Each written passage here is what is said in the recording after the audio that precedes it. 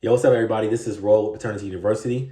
Hey, look, I really appreciate all the new subscribers I've been getting. I know some of y'all have been coming from the shorts, and then some of y'all are from my course. I really appreciate it. I truly do. I'm trying to get to 1,000 subscribers by the end of the weekend. But enough of that. Hey, look, like, comment, subscribe, share if you like this channel. Um, a little story time right now, a little story time, kind of unrelated to DNA testing. I'm wearing my logo, the company logo or whatnot, because I just feel like it, right? But I want to talk about my first business, my very first business. And then I want to hear from y'all in the comments on y'all's first businesses, because a lot of y'all are kind of entrepreneurial, or want to be in the entrepreneur space. So y'all probably had a lot of ideas before. But I want to talk about my first business that I ever had. I was 10 years old, around 10, 11 years old. And I wanted money to buy my own food, buy my own McDonald's. As a kid, you'd ask your mom for McDonald's and she would say, do you have McDonald's money? Well, I wanted to have my own McDonald's money. So what I did was I started my own lawn care business. I took just the lawnmower that we had, and I would just walk around the neighborhood and just cut grass, just ask people, straight up. It was straight up cold calling, just going to people's doors, knocking on doors. Hey, can I cut your grass? Hey, can I rake your leaves? I would do that as well. Charge $5 a bag. And there was a couple of moments where, looking back, I'm like, wow, I was a smart kid. I went to this one house that I saw for sale. It had the for sale sign outside of it, but the yard was it was messed up. It was dirty. It was leaves and sticks everywhere. It needed landscaping. So what did I do? As like 10 years old, man, I called the real estate agent and I said, hey, I can do this. I can do y'all lawn for you. You know what I mean? My voice obviously was not deep yet. I was obviously a kid, but I said, hey, if you want to sell this house, the lawn needs to be cleaned up. So let me clean the lawn. I think I charged them maybe like $40 or something like that. It took me like a weekend, I think, to do that lawn. But I called her. I was like, hey, she said, yes, I'll pay you. Fine. I raked up the leaves, picked up the sticks, did all that. It had like maybe 30 bags of leaves and all this stuff on the lawn when I was done, on the edge they can pick up. And I remember like later on, like she put some cash in the mailbox for me to pick up. Like, it's crazy. Like, I went there a couple of days later. She had some cash, like 40 or 50 bucks. And I was like, man, that's so cool. Later on, and the thing is too, I don't really know if I was like really good at mowing lawns. I think just people maybe just gave me a chance because I was a kid and they didn't want to cut their own grass. So no, I didn't have a weed eater. I didn't have a team. I was just mowing lawns and just like raking up the grass, and that was it. So I probably wasn't the best at it. But I remember maybe some short amount of time later, I had the idea to assemble a team of young men in my neighborhood, young, entrepreneurial or money, these boys wanted some money for summer.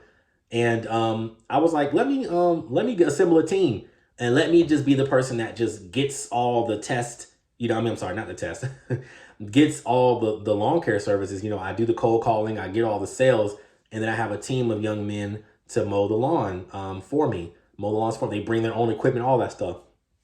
Brought the idea up to my mom. She wasn't having it. And years later, just a couple weeks later, she told me, she was like, I didn't want you to do that because you hadn't really mastered getting good at mowing lawns yourself. So how are you going to tell other people how to mow lawns when you can't do it yourself? But she was like, I applaud you for having that like entrepreneurial business mindset of you getting the sales and then you outsourcing the work. Now, I'm telling you, man, 10, 11 years old. So that was my first business, like kind of like lawn care type of stuff. As I got on later on in life, at Tuskegee University where I went, I was the snack man from like 2010 to like 2012 or so, 2013. And so me and my homeboy, we started off just selling hot dogs, making hot dogs at the frat house that I was in, put them in the aluminum foil, put them in bag, have the ketchup, mustard, and some drinks, some guzzlers from the local store, and then just selling those, in the dorms when we knew people were being hungry at night after the cafeteria would be closed. And there was no Uber. Uber Eats did not exist. There was no Uber. So you had to actually call up a restaurant, and if they had a delivery service, then they would deliver. but they would charge you all these delivery free. No, we would come straight to you at a specific time of night, 8 o'clock at night, 8:30 p.m. Eventually it grew to hot dogs, hamburgers, bacon cheeseburgers, with a secret special, sweet spicy sauce on it, with cayenne pepper, lemon pepper, and stuff like that, right? And barbecue sauce. Chicken sandwiches, chicken bacon sandwiches, chips, candy, etc. We eventually made the relationships needed to be able to get to the girls' dorms because, there was segregated dorms, by gender. Getting to the girls' dorms and selling the girls' dorms. Eventually upgrading to Square when Square first came out. Square first came out like 2011-ish time frame. I had a little piece that you plug into your phone and you swipe the card. Like we were the first on campus. Nobody else was doing that, and at one point in time, making, we would make between $120 in revenue a night, $60. I had the EBT card at the time, man. As a college student, we would just go to Costco and get all the materials. That's just how we did, man. I was always entrepreneurial. Eventually, 2012, summer 2012, I didn't prepare enough. I didn't, the summer before I graduated college, I didn't get any internships. I didn't get any jobs. So me and another homeboy, we had no money. I was like, yo, man, let's sell snacks on the MARTA train in the summertime in Atlanta. And we found out nobody wanted snacks in the summertime. Nobody wanted Doritos and chips. They wanted drinks. They wanted cold drinks. So we started off getting a cooler, getting some water from Kroger, paying $3 and getting on the train and selling it. And then eventually getting off the train and selling it near the train station, 5 Points. And then eventually just walking around downtown Atlanta, just selling water to people, getting multiple coolers. And then eventually going to events, just standing outside of events. This is before they kind of shut all that down. And, the water boys, like how they have in Atlanta now, the water boys that are like really aggressive now. We weren't really aggressive. We were 21 years old and just trying to make some money. Eventually, going to the Jazz Fest, eventually going to Wednesday Wind Down that they had in Centennial Olympic Park. Like just setting up, eventually setting up outside of baseball, the Braves games, and expanding from water to Gatorade to other drinks that people wanted, especially before they got to the stadium. And there were times when we make $300 a day. You know what I mean? Just selling drinks. And I've just always been entrepreneurial. So I just wanted to give you a little background on that, like just how I got, sales and stuff like that. Like, the DNA testing business is not my first business. It's my first business that I've done for I would say for more than a year. I would tell you that's for sure.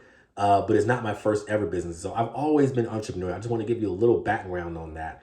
And I'd love to hear from you all in the comments of what your first business was. Like, please tell me. I'm really curious to know what your first business was.